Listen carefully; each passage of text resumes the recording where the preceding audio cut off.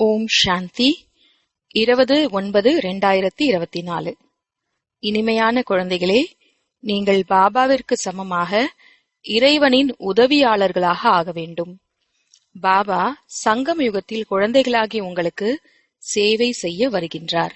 கேள்வி: இந்த புருஷோத்தம சங்கம் யுகம்தான் அனைத்திலும் மகிழ்ச்சியானது மற்றும் நன்மையானது, எப்படி?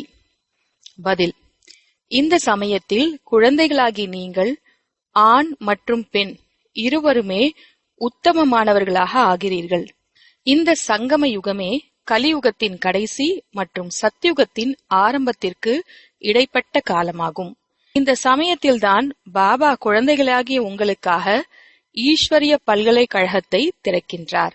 இங்கே நீங்கள் மனிதனில் இருந்து தேவதையாக ஆகின்றீர்கள். இப்படிப்பட்ட பல்கலைக்கழகம் முழு கல்பத்திலும் வேறு எப்போதும் இருப்பதில்லை. இந்த சமயத்தில் அனைவருக்கும் சத்கதி ஏற்படுகிறது. ஓம் சாந்தி. ஆன்மீக தந்தை வந்து ஆன்மீக குழந்தைகளுக்கு புரிய வைக்கின்றார். இங்கே அமர்ந்து கொண்டு முதலாவதாக நீங்கள் பாபாவை நினைவு செய்கிறீர்கள். ஏனென்றால் அவர் தூய்மையற்றவர்களை தூய்மையாக்க கூடியவர். அவரை நினைவு செய்வதன் மூலம் தூய்மையாக சத்தோ பிரதானமாக ஆவதுதான் உங்களுடைய குறிக்கோளாகும்.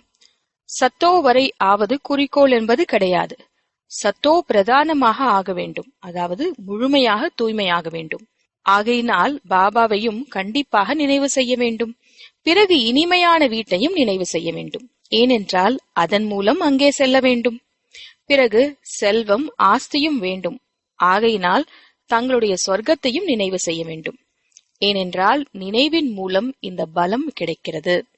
நாம் பாபாவின் குழந்தைகளாக ஆகியுள்ளோம் என்பதை குழந்தைகள் தெரிந்துள்ளீர்கள். பாபாவிடமிருந்து அறிவுரை, அதாவது ஸ்ரீமத் பெற்று நாம் வரிசை கிரமான முயற்சியின்படி ஸ்வர்க்கத்திற்கு செல்கின்றோம். மற்றபடி மீதம் இருக்கின்ற ஆத்மாக்கள் அனைத்தும் சாந்திதாமிற்கு சென்றுவிடும். வீட்டிற்கு கண்டிப்பாக செல்ல வேண்டும். இப்போது ராவண ராஜ்யம் என்பது குழந்தைகளுக்கு தெரிந்துள்ளது. இதற்கு மாற்றாக சத்யுகத்திற்கு ராமராஜ்யம் என்று பெயர் அளிக்கப்படுகிறது. 2 கலைகள் குறைந்து விடுகிறது. அவர்கள் சூரிய வம்சத்தினர் என்றும் இவர்கள் சந்திர வம்சத்தினர் என்றும் சொல்லப்படுகின்றது. எப்படி கிறிஸ்துவ ராஜ்யம் ஒன்றுதான் நடக்கிறதோ அதே போல இதுவும் கூட ஒரு ராஜ்யமே ஆகும். ஆனால் இதில் சூரிய வம்சத்தினர் மற்றும் சந்திர வம்சத்தினர் இருக்கின்றனர். இந்த விஷயங்கள் எந்த சாஸ்திரங்களிலும் இல்லை. பாபா அமர்ந்து புரிய வைக்கின்றார். இதைதான் ஞானம் அல்லது நாலேஜ் என்று சொல்லப்படுகிறது. ஸ்வர்க்கம் ஸ்தாபனை ஆகிவிட்டது என்றால் ஞானத்திற்கு அவசியமில்லை. இந்த ஞானம் குழந்தைகளுக்கு புருஷோத்தம சங்கம யுகத்தில்தான் கற்றுக் கொடுக்கப்படுகிறது. சகோதர சகோதரிகளே, இது புருஷோத்தம சங்கம யுகம் ஆகும். இது ஒரு முறைதான் வருகிறது என்று தங்களுடைய சேவை நிலையங்கள் மற்றும் அருங்காட்சியகத்தில் பெரிய பெரிய எழுத்துக்களில் கண்டிப்பாக எழுதப்பட்டிருக்க வேண்டும். புருஷோத்தம சங்கமயுகத்தின் அர்த்தம் புரிந்து கொள்ளவில்லை என்றால் கலியுகத்தின் கடைசி மற்றும் சத்யுகத்தின் ஆரம்பத்தின் சங்கமம் என்று எழுத வேண்டும். எனவே சங்கமயுகம் அனைத்திலும் மகிழ்ச்சிகரமானது, நன்மை விளைவிப்பதுமாக ஆகிவிடுகிறது. நான் புருஷோத்தம சங்கமயுகத்தில்தான் வருகின்றேன் என்று பாபாவும் கூறுகின்றார். எனவே சங்கமயுகத்தின் அர்த்தத்தையும் புரிய வைக்கப்படுகிறது. விகாரம் நிறைந்த உலகத்தின் கடைசி, சிவாலயத்தின் ஆரம்பத்தை புருஷோத்தம சங்கமயுகம் என்று சொல்லப்படுகிறது. இங்கே அனைவரும் விகாரிகளாக இருக்கிறார்கள். அங்கே அனைவரும் நீர்விகாரிகளாக இருப்பார்கள். எனவே நீர்விகாரிகளை தான் உத்தமமானவர்கள் என்று சொல்ல முடியும் அல்லவா? ஆண் மற்றும் பெண் இருவருமே உத்தமமானவர்களாக ஆகின்றனர். ஆகையினால் இதனுடைய பெயரே புருஷோத்தம சங்கமயுகம் என்ற இந்த விஷயங்கள் பாபா மற்றும் குழந்தைகளாகிய உங்களை தவிர வேறு யாருக்கும் தெரியாது. புருஷோத்தம சங்கமயுகம் எப்பொழுது நடக்கிறது என்பது யாருடைய சிந்தனையிலும் வருவதில்லை. இப்பொழுது பாபா வந்துள்ளார். அவர் மனித சிருஷ்டியின் விதையாக இருக்கின்றார். அவருக்குதான் இவ்வளவு மகிமை இருக்கின்றன. அவர் ஞானக்கடல், ஆனந்த கடல், தூய்மையற்றவர்களை தூய்மையாக்குபவராக இருக்கின்றார். ஞானத்தின் மூலம் சத்கதி அடைய வைக்கின்றார். பக்தியின் மூலம் சத்கதி என்று ஒருபொழுதும் நீங்கள் சொல்ல முடியாது. ஞானத்தின் மூலம் சத்கதி ஏற்படுகிறது. மேலும் சத்யுகத்தில்தான் சத்கதியாகும். எனவே கண்டிப்பாக கலியுகத்தின் கடைசி மற்றும் சத்யுக ஆரம்பத்தின் சங்கம யுகத்தில்தான் வருவார். பாபா எவ்வளவு தெளிவாக புரிய வைக்கின்றார். புதியவர்களும் அப்படியே கல்பத்திற்கு முன்னால் எப்படி வந்தார்களோ அப்படியே வருகிறார்கள், வந்து கொண்டே இருக்கிறார்கள். ராஜ்யம் அப்படிதான் ஸ்தாபனை ஆக வேண்டும். நாம் இறைவனுடைய சேவாதாரிகள், உண்மையிலும் உண்மையானவர்கள் என்பது குழந்தைகளாகி உங்களுக்கு தெரியும். ஒருவருக்கு மட்டுமே படிப்பிக்க முடியுமா? ஒருவர், அதாவது பிரம்மா பாபா படிக்கின்றார். பிறகு இவர் மூலம் நீங்கள் படித்து மற்றவர்களுக்கும் படிப்பிக்கிறீர்கள். ஆகையினால் இங்கே இந்த பெரிய பல்கலைக்கழகத்தை திறக்க வேண்டியதாக இருக்கிறது. முழு உலகத்திலும் வேறு எந்த பல்கலைக்கழகமும் இல்லை. ஈஸ்வரிய பல்கலைக்கழகமும் இருக்கிறது என்பதை உலகத்தில் யாருமே தெரிந்திருக்கவில்லை. கீதையின் பகவான் சிவன் வந்து இந்த பல்கலைக்கழகத்தை திறக்கின்றார் என்பதை இப்பொழுது குழந்தைகளாகி நீங்கள் தெரிந்துள்ளீர்கள். புதிய உலகத்தின் எஜமானர்கள் தேவி தேவதைகளாக மாற்றுகின்றார். இந்த சமயத்தில் தமோ பிரதான ஆத்மாவாக ஆகிவிட்ட பிறகு அந்த ஆத்மாவை சத்தோ பிரதானமாக ஆக வேண்டும். இந்த சமயத்தில் அனைத்தும் தமோ பிரதானமாக இருக்கிறதல்லவா? நிறைய குமாரர்கள் கூட தூய்மையாக இருக்கிறார்கள், குமாரிகளும் தூய்மையாக இருக்கிறார்கள், சந்நியாசிகள் கூட தூய்மையாக இருக்கிறார்கள். ஆனால் இன்றைக்கு அந்த தூய்மை இல்லை. முதலில் ஆத்மாக்கள் வரும்போது அது தூய்மையாக இருக்கிறது, பிறகு தூய்மையற்றதாக ஆகிவிடுகிறது. ஏனென்றால் அனைவரும் சத்தோ பிரதானம், சத்தோ ரஜோ தமோவை கடக்க வேண்டியதாக இருக்கிறது என்பதை நீங்கள் தெரிந்துள்ளீர்கள். கடைசியில் அனைவரும் தமோ பிரதானமாகி விடுகிறார்கள். இப்போது பாபா நேரடியாக அமர்ந்து புரிய வைக்கின்றார். இந்த மரமானது தமோ பிரதானமாக உளுத்து போன நிலையை அடைந்திருக்கிறது, பழையதாகி விட்டது. எனவே கண்டிப்பாக இதனுடைய விநாசம் நடக்க வேண்டும். இது விதவிதமான தர்மங்களின் மரமாகும். ஆகையினால் இதை பெரிய லீலை என்று சொல்லப்படுகிறது. எவ்வளவு பெரிய எல்லையற்ற மரமாக இருக்கிறது! அது ஜடமானதாக இருக்கிறது. விதை போட்டீர்கள் என்றால் அந்த மரம் வருகிறது. இது விதவித தர்மங்களின் விதவித சித்திரங்களாகும். அனைவருமே மனிதர்கள்தான், ஆனால் அதில் நிறைய விதங்கள், அதாவது பிரிவுகள் இருக்கின்றன. ஆகையினால் மிகப்பெரிய லீலை என்று சொல்லப்படுகிறது. தர்மங்கள் அனைத்தும் எப்படி வரிசை கிரமமாக வருகிறது என்பதை நீங்கள் தெரிந்திருக்கிறீர்கள். அனைவரும் செல்ல வேண்டும், பிறகு வரவும் வேண்டும். இந்த நாடகம் உருவாக்கப்பட்டுள்ளது. இது இயற்கையின் நாடகமாகும். இவ்வளவு சிறிய ஆத்மாவில் அல்லது பரமாத்மாவில் எவ்வளவு நடிப்பு நிறைந்துள்ளது! இதுதான் இயற்கையாகும். பரம் ஆத்மாவை சேர்த்து பரமாத்மா என்று சொல்லப்படுகிறது. நீங்கள் அவரை பாபா என்று சொல்கிறீர்கள், ஏனென்றால் அவர் அனைத்து ஆத்மாக்களுக்கும் பரம தந்தையாவார். ஆத்மாதான் நடிப்பு அனைத்தையும் நடிக்கிறது என்பதை நீங்கள் தெரிந்திருக்கிறீர்கள். மனிதர்கள் இதை தெரிந்திருக்கவில்லை. அவர்கள் ஆத்மாவில் எதுவும் ஒட்டாது என்று சொல்லிவிட்டார்கள். உண்மையில் இந்த வார்த்தை தவறாகும். இதையும் பெரிய பெரிய எழுத்துகளில் எழுதிவிட வேண்டும்.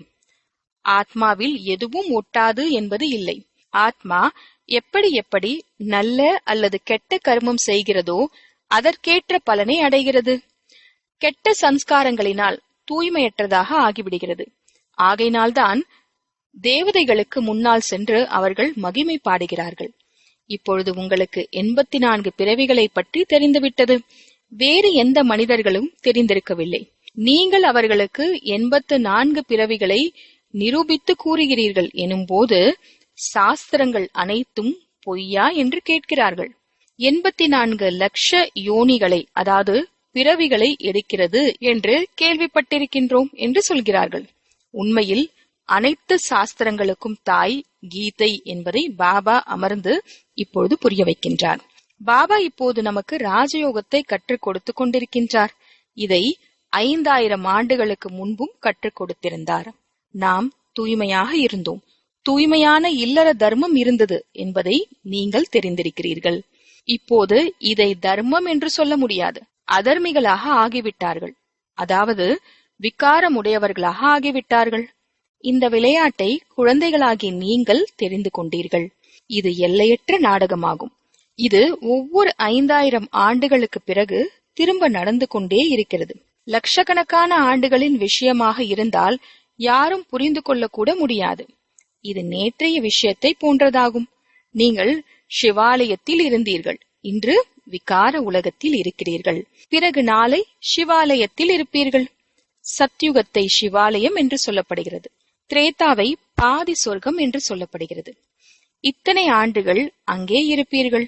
மறுபிறவியில் வரதான் வேண்டும். இதனை ராவண ராஜ்யம் என்று சொல்லப்படுகிறது.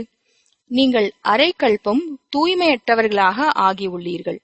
இப்பொழுது பாபா கூறுகின்றார், இல்லற விவகாரங்களில் இருந்து கொண்டே தாமரை மலருக்கு சமமாக தூய்மையாக ஆகுங்கள்.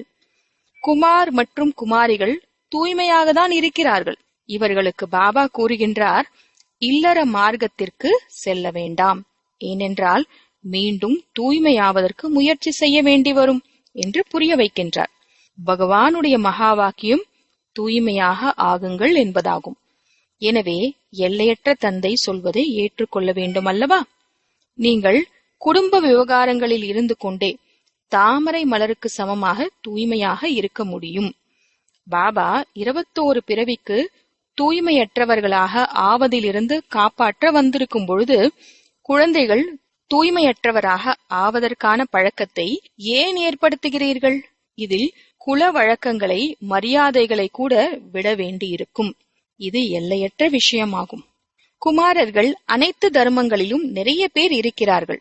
ஆனால் பாதுகாப்பாக இருப்பது கொஞ்சம் கஷ்டமாக இருக்கிறது. ஏனென்றால் ராவண ராஜ்யத்தில் இருக்கிறார்கள். வெளிநாடுகளில் கூட நிறைய மனிதர்கள் திருமணம் செய்வதில்லை. பிறகு கடைசியில் துணை வேண்டும் என்பதற்காக செய்து கொள்கிறார்கள். குற்றப்பார்வையோடு செய்வதில்லை. இப்படி கூட உலகத்தில் நிறைய பேர் இருக்கிறார்கள். முழுமையாக பராமரிக்கிறார்கள். பிறகு இறக்கும் போது ஏதாவது அவர்களுக்கு கொடுத்துவிட்டு செல்கிறார்கள். கொஞ்சம் தர்மத்திற்கென்று வைத்து விடுகிறார்கள். ஒரு ஸ்தாபனத்தை உருவாக்கிவிட்டு செல்கிறார்கள். வெளிநாடுகளில் கூட பெரிய பெரிய ட்ரஸ்டுகள் இருக்கின்றன. அவை இங்கேயும் கூட உதவி புரிகின்றன. வெளிநாடுகளுக்கு உதவக்கூடிய ட்ரஸ்ட் எதுவும் இங்கே இருக்காது. இங்கே ஏழை மக்கள் இருக்கிறார்கள். என்ன உதவி செய்வார்கள்? அங்கே அவர்களிடம் நிறைய பணம் இருக்கிறது. பாரதம் ஏழ்மையானதல்லவா? பாரதவாசிகளுடைய நிலை என்னவாக இருக்கிறது? பாரதம் எவ்வளவு உயர்ந்ததாக, அதாவது கிரீடத்தை போல் இருந்தது. நேற்றைய விஷயமாகும். அவர்களே கூட சொல்கிறார்கள், 3000 ஆண்டுகளுக்கு முன்னால் ஸ்வர்க்கமாக இருந்தது. பாபா தான் மாற்றுகின்றார். தூய்மையற்றவர்களை தூய்மையாக்குவதற்கு பாபா எப்படி மேலே இருந்து வருகிறார் என்பதை நீங்கள் தெரிந்திருக்கிறீர்கள். அவர் ஞானக்கடலாக இருக்கின்றார். தூய்மையற்றவர்களை தூய்மையாக்குபவர். அனைவருக்கும் சத்கதியை வழங்கும் வள்ளல், அதாவது அனைவரையும் தூய்மையாக்குபவர் ஆவார். அனைவரும் என்னுடைய மகிமை பாடுகிறார்கள் என்பதை நீங்கள் தெரிந்திருக்கிறீர்கள். நான் இங்கே உங்களை தூய்மையாக்க தூய்மையற்ற உலகத்தில்தான் வருகின்றேன். நீங்கள் தூய்மையாகி விடுகிறீர்கள் எனும் பொழுது முதலில் தூய்மையான உலகத்தில் வருவீர்கள். நிறைய சுகத்தை அடைகிறீர்கள். பிறகு ராவண ராஜ்யத்தில் வந்து விடுகிறீர்கள். பரம்பிதா பரமாத்மா ஞானக்கடல், அமைதியின் கடல், தூய்மையற்றவர்களை தூய்மையாக்குபவர் என்று என்னவோ பாடுகிறார்கள். ஆனால் எப்போது தூய்மையாக்க வருவார் என்பதை யாரும் தெரிந்திருக்கவில்லை. நீங்கள் என்னை மகிமை பாடுகிறீர்கள் அல்லவா என்று பாபா கேட்கின்றார். இப்போது நான் வந்து உங்களுக்கு என்னுடைய அறிமுகத்தை அளித்துக் கொண்டிருக்கின்றேன். நான் ஒவ்வொரு 5000 ஆண்டுகளுக்கு பிறகு இந்த புருஷோத்தம சங்கமயுகத்தில் வருகின்றேன். எப்படி வருகின்றேன் என்பதையும் புரிய வைக்கின்றேன். சித்திரம் கூட இருக்கிறது. பிரம்மா ஒன்றும் சூக்ஷ்ம வதனத்தில் இருப்பதில்லை. பிரம்மா இங்கே இருக்கின்றார். மற்றும் பிராமணர்களும் இங்கே இருக்கிறார்கள். இவரைதான் கொல்லு தாத்தா என்று சொல்லப்படுகிறது. இதனுடைய மரம் பிறகு உருவாகிறது. மனித சிருஷ்டியின் மரம் பிரஜாபிதா பிரம்மாவிலிருந்துதான் ஆரம்பமாகும் அல்லவா? பிரஜாபிதா இருக்கின்றார் என்றால் கண்டிப்பாக அவருடைய பிரஜைகளும் இருப்பார்கள். ஷரீரத்தின் வழி வந்தவர்களாக இருக்க முடியாது. கண்டிப்பாக தத்தெடுக்கப்பட்டவர்களாகவே இருப்பார்கள். எள்ளு கொள்ளு தாத்தா என்றால், கிரேட் கிரேட் கிராண்ட்ஃபாதர் என்றால் கண்டிப்பாக தத்தெடுத்திருப்பார்கள். நீங்கள் அனைவரும் தத்தெடுக்கப்பட்ட குழந்தைகளாவீர்கள். இப்போது நீங்கள் பிராமணர்களாக ஆகியிருக்கிறீர்கள். பிறகு நீங்கள் தேவதைகளாக ஆக வேண்டும். சூத்ரனிலிருந்து பிராமணன், பிறகு பிராமணிலிருந்து தேவதை. இது குட்டிக்கரண விளையாட்டாகும். விராட ரூப சித்திரம் கூட இருக்கிறதல்லவா? அங்கிருந்த அனைவரும் இங்கே கண்டிப்பாக வர வேண்டும். அனைவரும் வந்துவிடும் பொழுது பிறகு படைப்பவரும் வருகின்றார். அவர் படைப்பவர், இயக்குனர், நடிக்கவும் செய்கின்றார். ஹே ஆத்மாக்களே, நீங்கள் என்னை தெரிந்திருக்கிறீர்கள் என்று பாபா கூறுகின்றார். ஆத்மாக்களாகிய நீங்கள் அனைவரும் என்னுடைய குழந்தைகள் அல்லவா? நீங்கள் முதலில் சத்யுகத்தில் ஷரீரதாரியாக ஆகி எவ்வளவு நல்ல சுகத்தின் நடிப்பை நடித்தீர்கள். பிறகு 84 பிறவிகளுக்கு பிறகு நீங்கள் எவ்வளவு துக்கத்தில் வந்துவிட்டீர்கள். நாடகத்தின் படைப்பாளி, இயக்குனர், தயாரிப்பாளர் இருக்கிறார்கள் அல்லவா? இது எல்லையற்ற நாடகமாகும். எல்லையற்ற நாடகத்தை யாருமே தெரிந்திருக்கவில்லை. பக்தி மார்க்கத்தில் எப்படிப்பட்ட விஷயங்களை சொல்கிறார்கள்? மனிதர்களின் புத்தியில் அந்த விஷயங்களே நின்றுவிட்டது. இப்போது பாபா கூறுகின்றார், இனிமையிலும் இனிமையான குழந்தைகளே, இவை அனைத்தும் பக்தி மார்க்கத்தின் சாஸ்திரங்களாகும். பக்தி மார்க்கத்தின் பொருட்கள் நிறைய இருக்கின்றன. எப்படி விதையின் பொருள், அதாவது சக்தி மரமாக ஆகிறது. இவ்வளவு சிறிய விதை மரம் எவ்வாறு அளவற்றதாக பறந்து விரிந்து விடுகிறது? பக்தி கூட அந்த அளவுக்கு விஸ்தாரமானதாகும். ஞானம் என்பது விதையாக இருக்கிறது. அதில் எந்த பொருளுக்கும் அவசியம் இருப்பதில்லை. தங்களை ஆத்மா என்று புரிந்து பாபாவை நினைவு செய்யுங்கள். வேறு எந்தவித நியமமும் இல்லை என்று பாபா கூறுகின்றார். இவை அனைத்தும் நின்று விடுகிறது. உங்களுக்கு சத்கதி கிடைத்துவிடும். பிறகு எந்த விஷயத்திற்கும் அவசியம் இல்லை. நீங்கள்தான் அதிக பக்தி செய்துள்ளீர்கள். அதனுடைய பலனை உங்களுக்கு கொடுப்பதற்காக வந்துள்ளேன். தேவதைகள் சிவாலயத்தில் இருந்தார்கள் அல்லவா? ஆகையினால்தான் கோயில்களுக்கு சென்று அவர்களின் மகிமையை பாடுகிறார்கள். இப்பொழுது பாபா புரிய வைக்கின்றார்.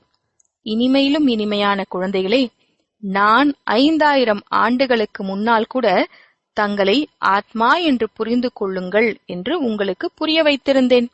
தேகத்தின் அனைத்து சம்பந்தங்களையும் விட்டுவிட்டு தந்தையாகிய என் ஒருவனை நினைவு செய்தீர்கள் என்றால் இந்த யோக அக்னியில் உங்களுடைய பாவங்கள் பஸ்மமாகிவிடும். பாபா எதையெல்லாம் இப்பொழுது புரிய வைக்கின்றாரோ இதை கல்ப கல்பமாக புரிய வைத்துக் கொண்டே வருகின்றார்.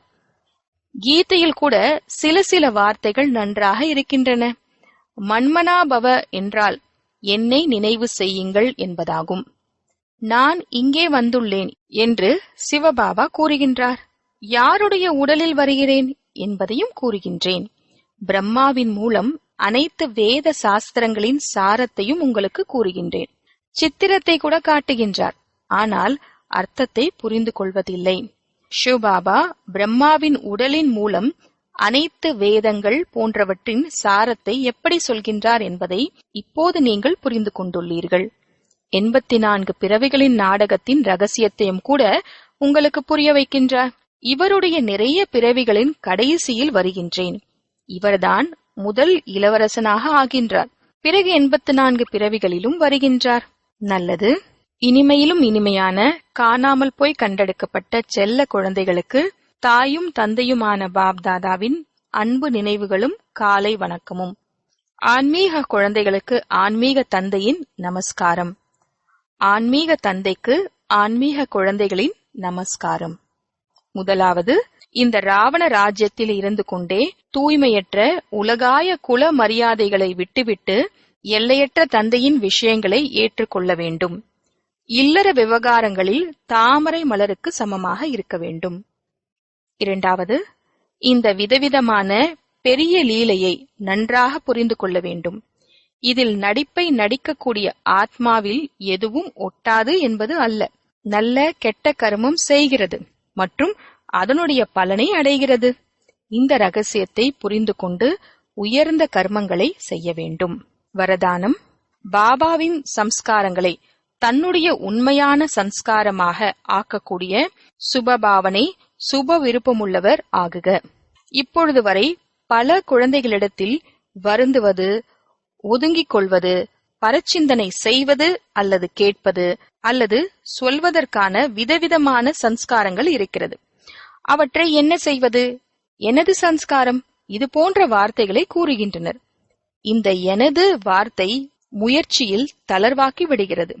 இது ராவனுடைய பொருளாகும், என்னுடையது அல்ல. ஆனால் எது பாபாவின் சன்ஸ்காரமோ அதுவே பிராமணர்களின் நிஜமான சன்ஸ்காரமாகும். அந்த சன்ஸ்காரம் யாதெனில் விஸ்வ கல்யாணக்காரி, சுப சிந்தனை செய்பவர், அனைவருக்காக சுபபாவனை, சுப சிந்தனை கொண்டவர்.